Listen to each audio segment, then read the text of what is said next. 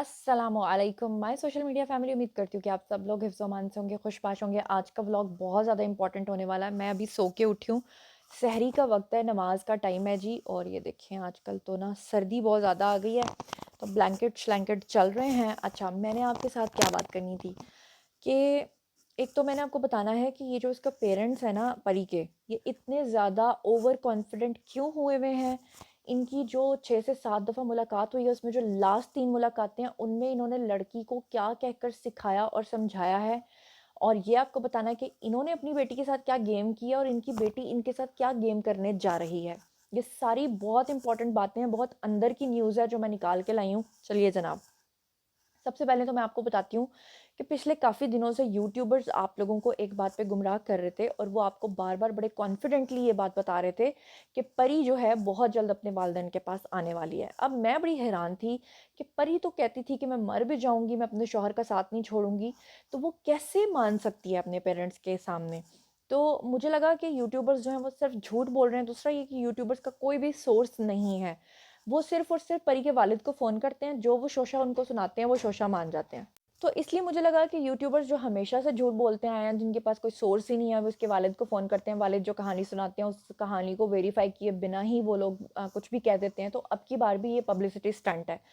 लेकिन जब मैंने पता करवाया तो पता ये चला कि जनाब ये जो लास्ट इनकी 2 से 3 मुलाकातें हुई हैं, उसमें परी की जो वालिदा हैं उन्होंने क्या कार्रवाई डाली है। कार्रवाई नंबर 1 उन्होंने ये डाली है कि उन्होंने ज़हीर के ख़िलाफ़ इसको काफ़ी भड़काया है और उसके दिल में बातें डाली हैं। और बातें कौन सी डाली हैं, जिसमें मेन बात ये थी कि देखो हम तो तुमसे मिलने के लिए यहाँ तक आ गए हैं, तुम्हारी मोहब्बत ने हमें शेल्टर होम तक ले आई है, तुम्हारी मोहब्बत, लेकिन तुम्हारे शौहर को अगर तुमसे वाकई मोहब्बत होती तो वो तुमसे मिलने ना आता।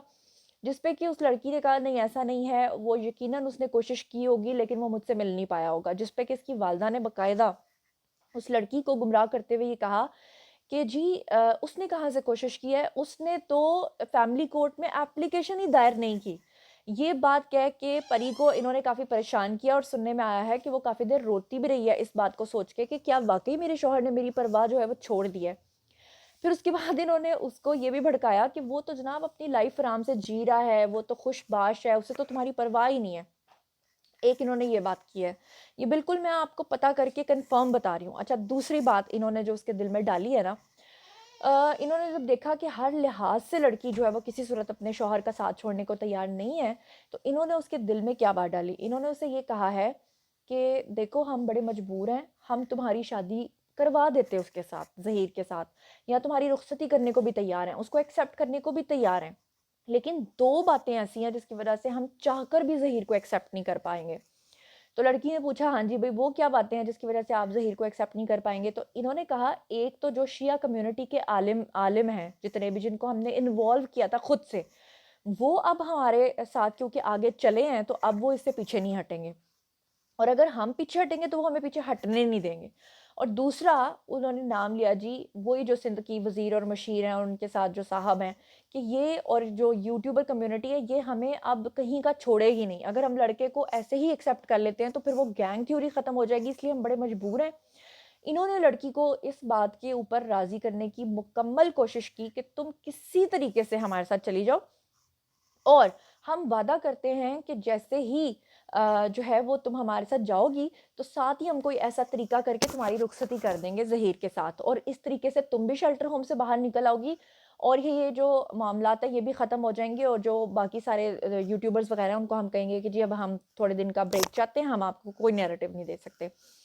इस पे आकर लड़की थोड़ी-सी उनकी बातों में आई और लड़की ने कहा नीम रज़ामंदी जिसको कहते हैं, एक होती है मुकम्मल रज़ामंदी, एक होती है नीम रज़ामंदी। तो नीम रज़ामंदी उस लड़की ने थोड़ी-सी शो की।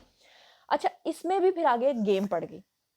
गेम ये पड़ गई कि पहले तो ये मान गए, इन्होंने कहा ठीक है जी हमारी बेटी कह रही है, इसका मतलब है हमने अपनी बेटी को मना लिया है। इन्होंने बड़ी खुशी में जाके जो है ना लॉयर से, जिब्रान साहब से बात की।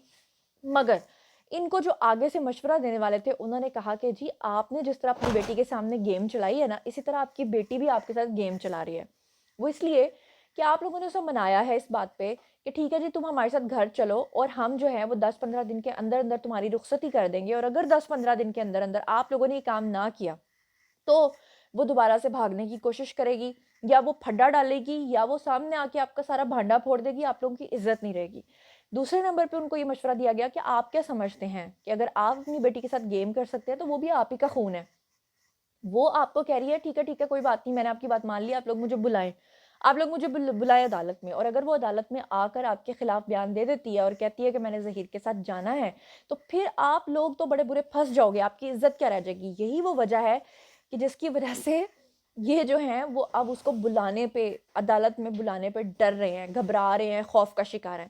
اور تیسری طرف اگر پری میرا یہ ولاگ دیکھ رہی ہے تو میں پری تک یہ میسج پہنچانا چاہتی ہوں کہ انہوں نے جو اپنے گھر میں کنورزیشن شروع کی ہوئی ہے, میں وہ بھی بتا دوں کیونکہ جیسے کہ میں نے آپ کو بتایا تھا کہ ان کے سارے فیملی ممبرس تو میرے ساتھ رابطے میں ہیں. تو انہوں نے مجھے بتایا ہے کہ جو پری کی نانی اماں ہیں انہوں نے باقاعدہ طور پہ یہ بات کسی کے ساتھ بیٹھ کر کی ہے کہ جیسے ہی لڑکی آئے گی ہم نے لڑکی کو غائب کر دینا ہے.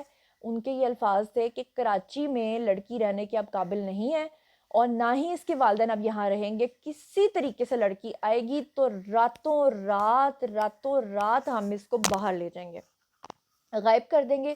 اور شروع میں اگر ان کو ابراڈ جانے کی اجازت نہیں ملتی یا اگر عدالت ان کے اوپر کوئی پابندی لگا دیتی ہے تو پھر اس سلسلے میں انہوں نے یہ سوچا ہوا ہے کہ یہ کراچی چھوڑ کے کسی دوسرے شہر میں جائیں گے یا پھر کراچی کے اندر کسی دور دراز کے علاقے میں جا کر لڑکی کو غائب کریں گے اور صرف پیشی والے دن اس کو لائیں گے یا جیسے بھی کریں گے اور اس کو جو ہے نا دباؤ میں لائیں گے.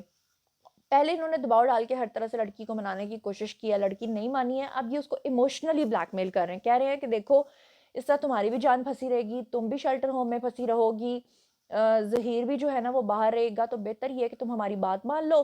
اور ہم کیونکہ ابھی فی الحال اس طرح سے اپنا نیریٹو چینج نہیں کر سکتے کیونکہ ہمارے پیچھے کمیونٹیز ہیں, ہمارے پیچھے این جی اوز ہیں, ہمارے پیچھے وہ صوبائی وہ وزیر اور مشیر ہیں, ہمارے پیچھے جو ہے نا وہ وکیل ہے, ہمارے پیچھے جو ہے شیعہ عالمین ہے, تو اس لیے ہم پیچھے نہیں ہٹ سکتے. تم تھوڑا سا اپنا جو ہے نا وہ دکھاؤ اور ہم وعدہ کرتے ہیں کہ ہم تمہیں ظہیر کے ساتھ رخصت کریں گے. اب ظاہری بات ہے وہ 17 سال کی ہے, ہو بھی سکتا ہے کہ وہ ان کی باتوں میں آئے, لیکن میں یہ کہوں گی کہ اگر وہ ایسا کرے گی تو وہ ایک بہت بڑی بے وقوفی کرے گی. لیکن اگر وہ اپنی طرف سے یہ سمجھ رہی ہے کہ اچھا انہوں نے میرے ساتھ گیم کیا تو میں بھی ان کے ساتھ گیم کرتی ہوں, تو وہ اس کی گیم اس لیے نہیں چل پائے گی کیونکہ ایک بار کسی طریقے سے شاطر طریقے سے ان کے لائر نے جیسے ان کو مشورہ دیا ہوا ہے کہ اس کو لے کر آؤ اور پھر اس کو غائب کریں. تو یہ سارا اب تک کا سینیریو میں نے آپ کے سامنے رکھ دیا ہے. پری اگر سن رہی ہے تو اس کو بھی ساری کہانی سمجھ میں آ گئی ہوگی. آئی ہوپ اس کے بعد وہ خود سوچ سمجھ کے فیصلہ کرے کہ اس کو کیا کرنا ہے. میں شروع سے کہتی آ رہی ہوں کہ میں پری کے ساتھ کھڑی تھی, میں پری کے ساتھ کھڑی ہوں, میں پری کے ساتھ کھڑی رہوں گی.